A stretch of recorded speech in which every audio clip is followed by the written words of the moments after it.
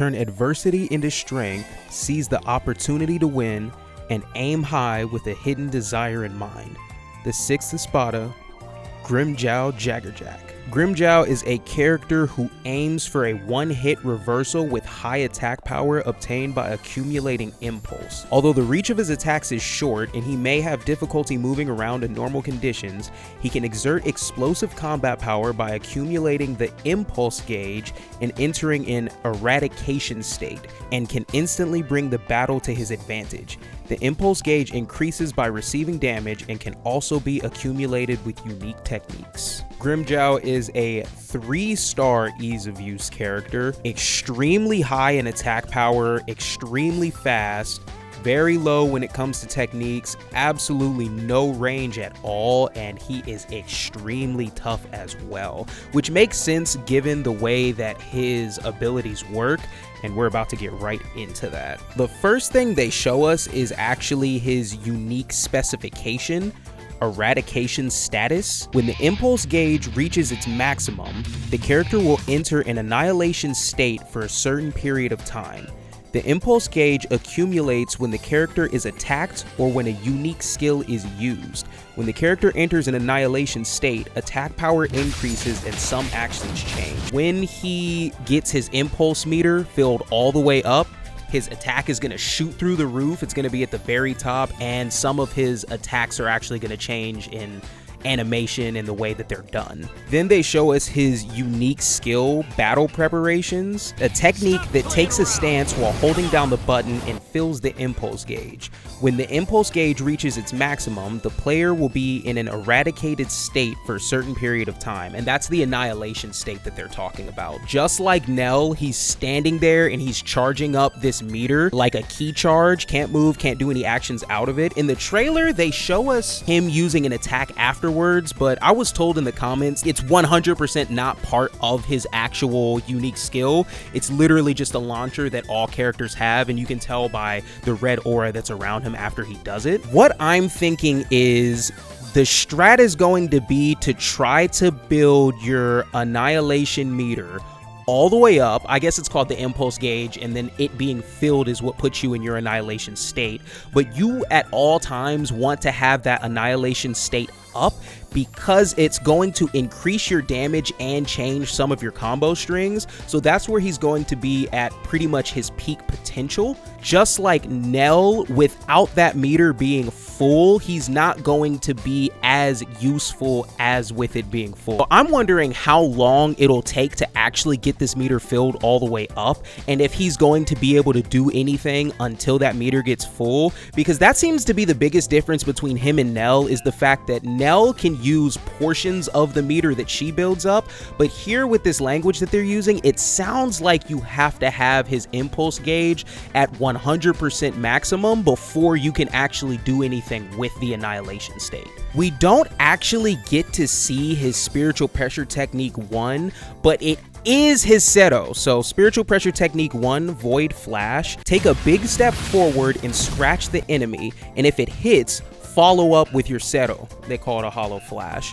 When in Annihilation state, the base of the scratch will have the effect of breaking the guards. So when you have that Annihilation state full, it's not that it changes his combo string with his Spiritual Pressure Technique 1, but it adds a special effect to the first hit where it will break their guard.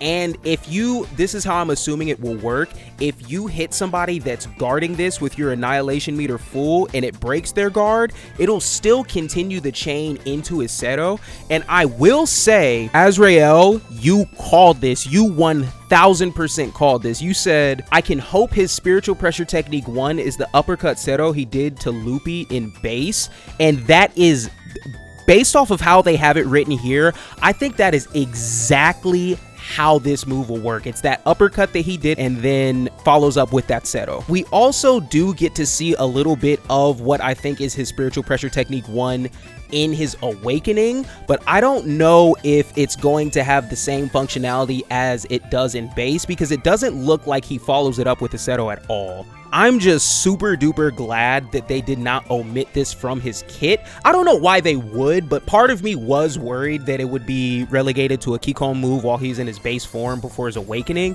but I'm super duper glad that this is actually a part of his general kit, and the fact that the Annihilation State seems to also buff the move too. So he is going to be on my short list of mains for sure, and I'm realizing that a lot of these 3-star difficulty characters have some interesting use to them, and I'm excited to see what that looks like in the right hands. The next thing they show us is his Spiritual Pressure Technique 2, Kill Them All, every single one. This is the Decimation State, so I'm going to call this Decimation State to not confuse you guys. Activating this skill will put you into a decimation state for a certain period of time.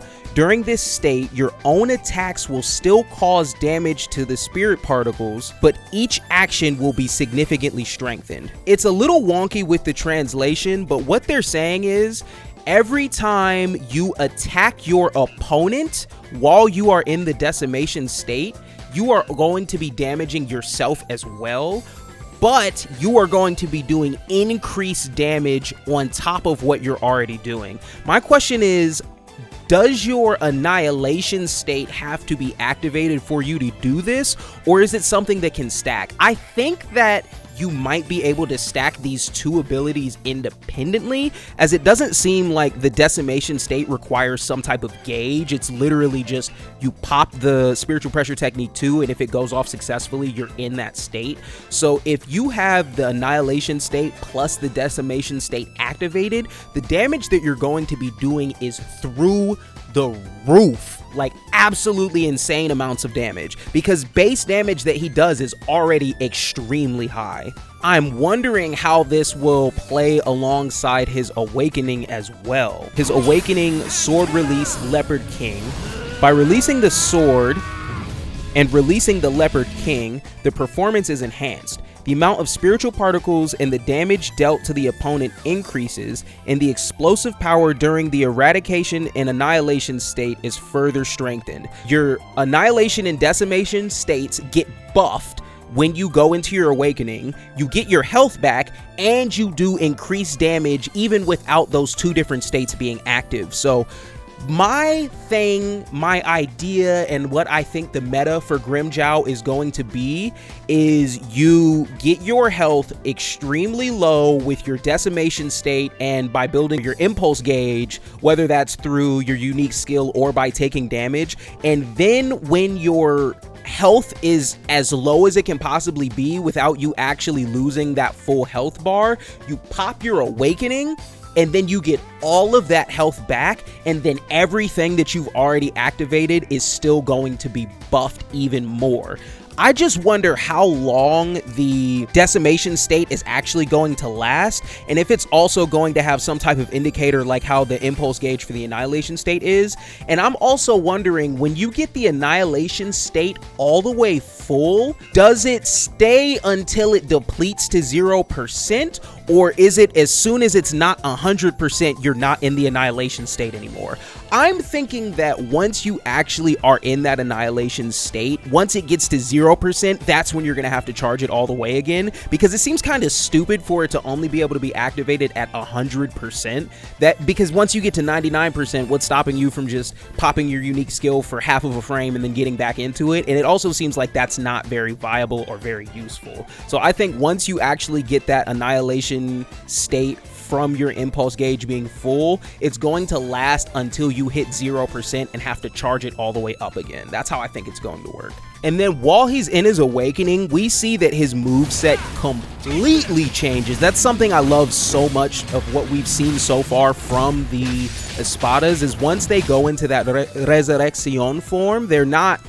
It's literally a completely different character. We're getting like 2 characters in one. Sometimes, and in the case of Ukiura, it might even be 3 characters in one with his reawakening. It's like this roster might be on the quote-unquote smaller side, but it's the fact that almost every single character with an awakening is 2 separate characters. That's crazy to me. So it's, say we get 40 characters, it's really like we have 80 with the way that the mechanics change for a lot of those characters. And with Grimmjow in particular, I love how he turns into more of the like Yoruichi Soifan type of character, where he's just in your face with his bare hands fighting you. And I'm super excited to see how that spiritual pressure technique 1 with his Stto actually works while he's in his awakening, and what they're going to do for his Kikon move. Just Call Me Base said, too many goddamn hype characters in this game, man. I don't know who I'm a main. Honestly, bro, I'm in the same boat with you, because at first, I thought my main was gonna be Kenpachi. I was wrong. Then I saw the Ukiura and Ichigo Bankai trailers, and I'm like, okay, there are my 2 mains there. And then we get Kira, of all people, as a potential main for me, just because of the way his combo structure works. And then Grimmjow, of course. So it's like, I'm in the same boat, dude. It's just, I'm gonna have a list of 10 mains by the time we get through all these trailers, and I'm super geeked to see how these other characters we haven't even seen yet are going to play. Lumina says, reminds me a lot of ABA from Guilty Gear, especially the HP drain. And I've never personally played Guilty Gear, but after talking to Lumina a little bit more, it seems like that character does work in the exact same way that I think Grimmjow will work, to where when they have that mode activated and they make contact, they do extra damage, but they're also damaging themselves too. So that's a very good comparison. The homie Owl Flame said, I also noticed that almost all of the Soul Reapers have some kind of counter signature move or ability. All the Espada have none of that. They all have a mechanic where they stand there vulnerably to get a cool benefit later or recover from a hyper beam. I wonder if that's the devs trying to create a general vibe. The Soul Reapers are balanced with defensive abilities. The Espada are offensive to a fault, which is a very, very good observation. Totally Legit Energy replied, most likely, and if they do add any Quincy characters in the future, they will probably be a balance in between.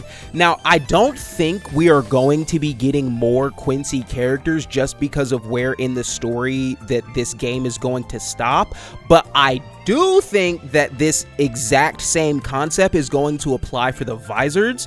So instead of it being the Quincy's being a balance in between, the Vizards are going to be the ones that are a balance in between the way that the Soul Reapers play and the way that the Espadas play. So I think that that is a very, very great observation there. And the homie In had a very good observation and a very good point in the Discord. He said, also, I noticed he basically fights one-handed, almost like he could do most of the animations without his left arm.